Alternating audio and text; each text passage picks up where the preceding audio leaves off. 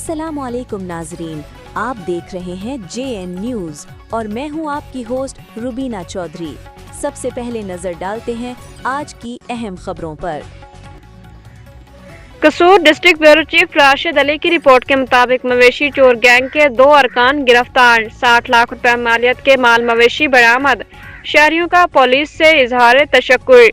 कसूर थाना B division police की SHO मोहम्मद असलम भट्टी की सरबराही में कामयाब कार्रवाई। मवेशी चोर गैंग के 2 अरकान शहबाज उर्फ बादशाह सकना कोट बलोचा और अफजल सकना दाव के कला गिरफ्तार।